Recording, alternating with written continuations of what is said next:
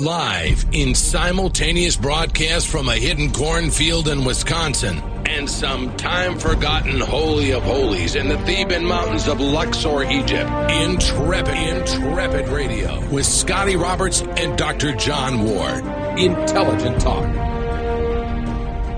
All right, we're back with Andrew Collins and John. We cut you off abruptly to go to commercial break. You had a question that you want to pose here to Andrew. Andrew, with regards to the downsizing, could that also not be looked upon as a progression of architecture? That they no longer required this megalithic structure because there was no longer a requirement. They kind of refined it. It was the other way round. The most refined, the most sophisticated, the most beautiful art was at 9500 BC. But there's a contentious argument. One could say that the handheld telephone with the earpiece that you held to your ear and then you held the mouthpiece to your mouth was refined artistically compared to a small, tiny Google Glass that you wear that you can now make phone calls from.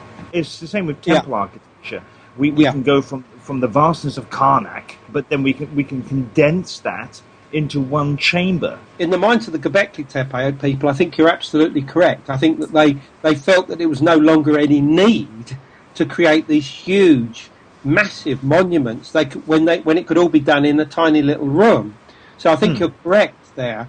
But there was also obviously a feeling that even though they kept to the same style for 1,500 years, which included creating these T-shaped standing stones that were anthropomorphic, that have clearly bas relief of arms and hands, emblems of office hanging around their neck of different designs. The feeling that they had to do this, the feeling that they had to orientate them roughly towards the north, the feeling that they had to have benches around them, the feeling that they had to keep to a certain type of design, exactly like we do for churches, for instance. I mean, obviously we've been creating churches now for more than 1,500 years, maybe you might say as much as 1,900 years, and we still, even though the designs have changed, we still have the altar in the east, we still have the cross, we still have a symbol of Jesus or the Virgin Mary or whatever inside it. Even though the architectural and design have changed over the centuries, we still do certain basic functions as far as the creation of these sacred places. And it was the same at Göbekli Tepe. They felt obviously the same type of spiritual or religious need to keep to a certain design. But then around 8,000 BC, they gave up the whole thing, really. I mean, there were various outlying sites by this time. The spread had begun, and it would seem as if they stopped actually carving images on the sides of the standing stones, and they stopped even giving them T-shaped terminations towards their top. And now that they were just creating plain standing stones. And in many ways, this would be the way. That draws me to another question. With the T-shaped megalithic pillars, do you think they had an architectural function, i.e. did they support a kind of roof structure on top of them, hence the reason why they were T-shaped? I think that they may have had a functional purpose in that they could have supported temporary roofs, but I don't even necessarily think that was the primary reason for that design. For me, the T-shaped head, which, remember that the front of the T is an extended head or face in abstract form. The extension of the T at the back is almost like the head, the extended back of the head, almost as if like these are elongated heads. And there is one small version of these T-shaped pillars which was found only about 20 or 30 miles away from Göbekli Tepe, which has much more features to it. It's much less abstract, and you can clearly see that the front part of the T-shaped or nail-shaped head is clearly the extended face of a person, and the part of the back is clearly a hood. These are hooded figures. That's what these T-shaped stones actually show. They are anthropomorphs. They are statues of figures wearing hoods with elongated heads. But it still doesn't negate a function of supporting a roof structure. Take any pillar from any temple throughout the whole of the world, and they're always ornate in detail, but they still perform. Yeah. But they still perform a function. Yeah, but if you speak to the archaeologists at Göbekli Tepe, Klaus Schmidt, and what they've written so far, they will still tell you that there's no firm evidence that these pillars were used to support roofs. I mean, people because they were buried. No, because they haven't got the evidence. The only thing that there is on the very top of the T's, there are marks and grooves which do suggest they have supported something, perhaps wooden poles or posts, but they could be banners or things like that. So there is no absolute evidence that they were roofs yet. But in all honesty, I think that there probably were roofs, even if they were only temporary or afterthoughts, or if they only maybe covered half of the monument or something like that, because it makes sense for these structures to be covered in some manner. Also, the weathering. Well, exactly. As far as I understand, the actual pillars haven't suffered from any environmental damage. Right. Well, I would think that's because they were buried for 12,000 I mean, it years. is because they were buried during their function. Yeah, absolutely. But as I said, it could well be that some of these monuments were only exposed to the elements for maybe 100 years. And I think that one of the reasons why they went out of commission so easily is that they were aligned to the stars. And of course, we know that stars move at a rate of around 1 degree every 72 years. So that if they are aligned to the stars, and I mean, I propose that they're aligned to the Milky Way and the stars of the constellation of Cygnus, in the northern night sky, which was a very, very important constellation in the ancient mindset. If they were, then within 100 years or so, that alignment of those stones would have been out of kilter with the actual appearance or setting of the actual stars themselves. And this could be one of the reasons why they felt the need to keep updating them and to build new temples, is so that the stones within them would reflect their orientation towards stars on the horizon. Now, that was one of your first books, wasn't it? The Cygnus Mystery, Blocking the Ancient Secret of Life's Origins and Cosmos. I wouldn't say it was one of my first, but it was certainly one that was quite important for me. I mean, what I showed was that all around the world, in Europe, Asia, amongst the Dogon, in Egypt, in India, in America, all parts of America, north, south and central, that Cygnus was a very, very important constellation.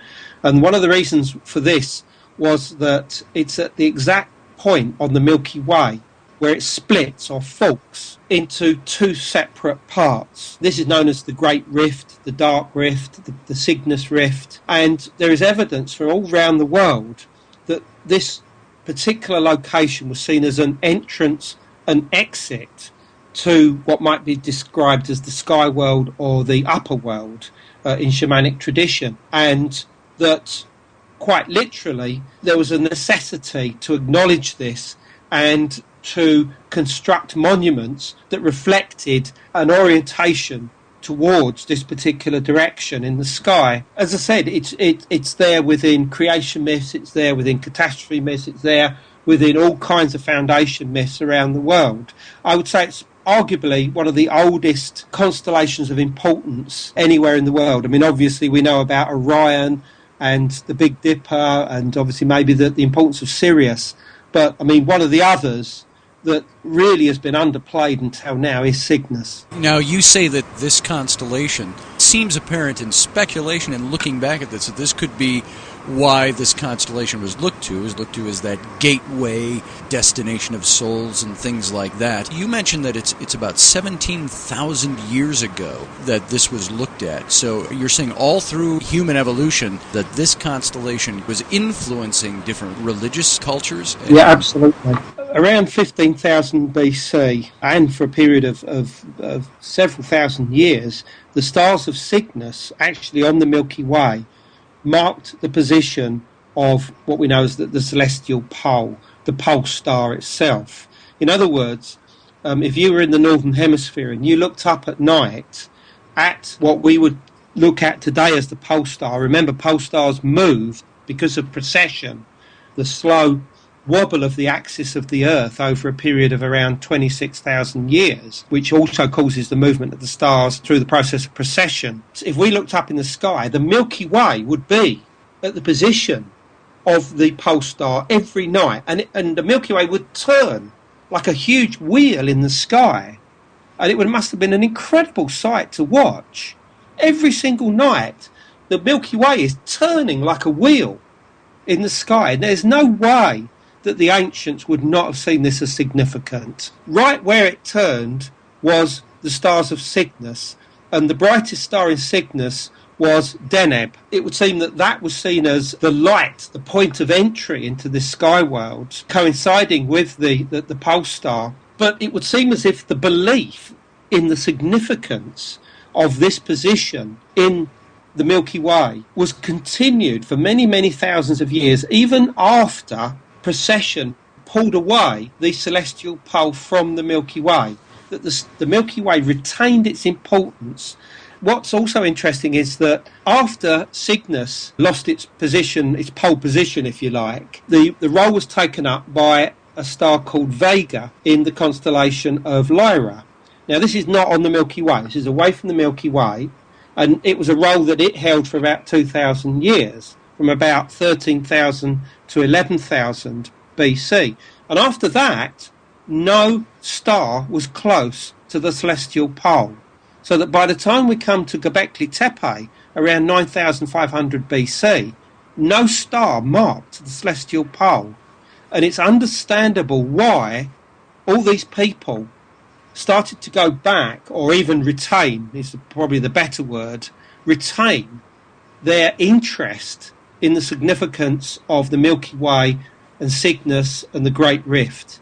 In other words, it was a trend, an idea that did not go out of fashion even after the celestial pole moved away from the Milky Way. You see what I mean? I know it's a difficult concept, but I think it's very, very important. I do see the significance of that. And of course, as John can attest to, if you get a little closer into something that's more familiar with people and talking about Egypt, not that Göbekli Tepe isn't familiar, but it's less familiar than what we know about Egypt, it seems.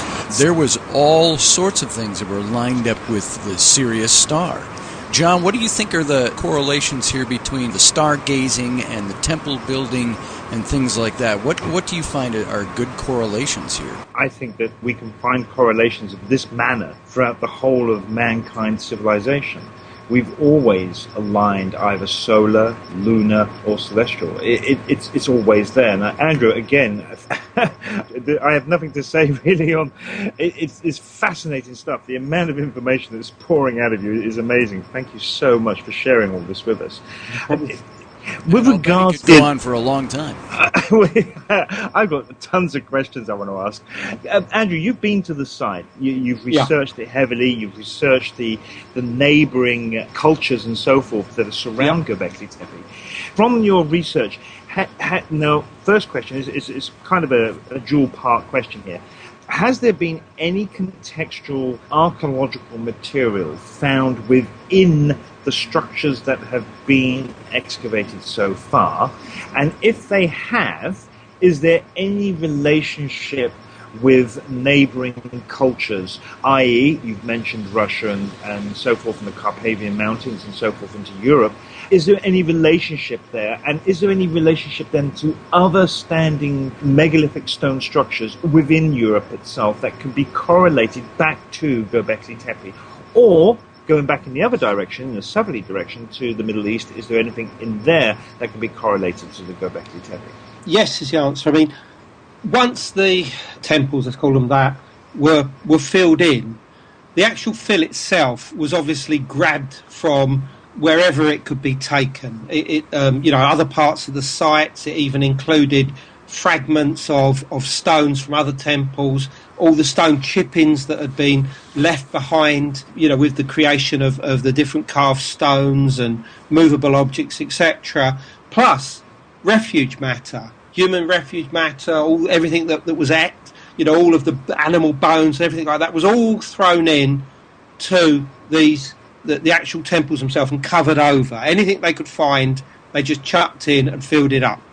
And of course, this gives us an incredible range of artifacts, from animal remains to human bones that are found within it, an incredible amount of stone tools, projectile points, all the rest of it, which can be contextually dated with other cultures. Plus, obviously, there's enough material here for carbon-14 dating, which, by the way, all comes out generally around 9,500 to 9,000 BC, to the very youngest layers, which are around 8,000, 7,800 BC. That's it. But as far as the actual artifacts are concerned, the archaeologists are going to look at them and try and compare them against neighbouring cultures. For instance, the Natufian peoples of the Levant, obviously the peoples that inhabited ancient Iraq, the Zagros Mountains to the east, obviously the Armenian highlands, obviously other parts of Iran, things like this. So they're contextualising them with the other cultures. But if you have a look at the projectile points and the actual styles in which they are made, which involves some very complicated forms of stone tool technology, including something which you'll know all about, which is pressure flaking.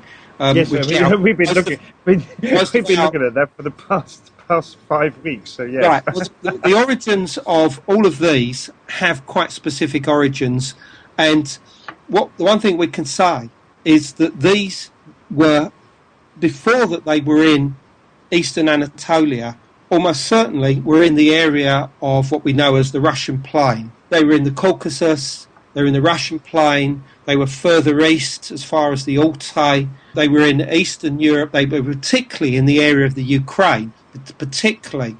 And one of the main carrier cultures of these traditions was the one that I'm interested in, and that's the Swiderians. You know, it's their style, what they adopted, what they carried around, their particular style of the manufacture, not just of the projectile points, but also the precors, the actual stones that would be used to manufacture the different blades and projectile points and whatever. You can quite clearly see the influence in Eastern Anatolia is coming in from the north. This is something that's not really controversial. I mean, remember, at this time, to the north of here, we have a mini ice age going on called the Younger Dryas, a period of 1,300 years. People were looking for warmer climes, and Anatolia is easily seen as a place that would be considered somewhere that might be warmer, somewhere to settle from people from the north. So, you know, these are not ideas which are going to necessarily be controversial.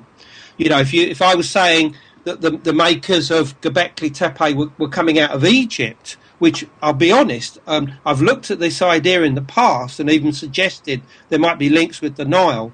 It's much more difficult to see a route from the Nile into the Euphrates region than it is from Europe into the Göbekli Tepe region. Well, of course, that makes more sense. With regards to the archaeological material, again, Andrew, are there any artifacts that can be shown that correlate with the architecture or the design, i.e. pottery, beads, or any other artifacts themselves, personal artifacts? Have any of them been found? Yes. I mean, bearing in mind that we're obviously in a pre-pottery period. I mean, the only pottery is stone pottery. Some of that's decorated, shows great similarities to stone vessels that have been found in Syria, for instance. And what were they made of? Basalt, limestone, things like that, really. I mean, nothing, you know, like granite and stuff like this, not that I'm aware of, at least. I think that the significance here is that most of this stuff, if you looked at it, you'd say, oh yes, this is stuff from the local cultures. But if you start looking more in depth at the styles of the so-called projectile points, which show specific styles, for instance, the so-called tang, the actual way that they were hafted onto, you know, the actual either arrows or shafts which were used for spears or whatever, it's in a style which you would look at it and say, this looks extremely similar to the toolkits that you would find in Europe. Incredibly. I mean, in the book, I show comparisons, not too many because it can get a little bit tedious, but I just show a few comparisons and say, look, you're dealing with exactly the same styles here. And other people have noticed this, people that know what they're talking about. So that is where we're going. And I think that the idea of a European influence on Göbekli Tepe is a good one. And yes, it will link with other monuments in Europe. But the problem is, of course, is that the megalithic monuments of Europe are from a much later period. In eastern Anatolia, we're dealing from a period of around 9,500 BC down to roughly around 7,000 BC. But after that, there's a spread. Into Armenia, for instance, you have Kara-Hunj, this massive, great megalithic complex with alignments to Cygnus. Again, this has been dated through the different alignments to around 5,500 BC. And that's the same time frame that a huge, great monuments start appearing in places like France. There are incredible megalithic structures there in the area of Paris, for instance, and obviously further west in Brittany, that are remarkable. And then you start branching out into Britain, places like Avebury, Callanish up in Scotland, Newgrange in Ireland. You can begin to see that these are all part of a gradual movement of ideas out from the Near East. And this so-called diffusionist idea is something which has been around for a very long period of time and went out of fashion, to be honest, in probably about the 80s and 90s, but actually makes a lot of sense that the Neolithic Revolution kick-started this ripple of activity that went out not just with different cultures, but different artistic and cultural ideas that were going out and taking root further and further away from the source, which was the area of Anatolia, reaching obviously into the Indus Valley, into Central Asia, into Northern Europe, and as far west as Britain and beyond, of course. Let's shift dramatically from talking about the historical, the archaeological, and let's shift over into that human consciousness, human mind aspect.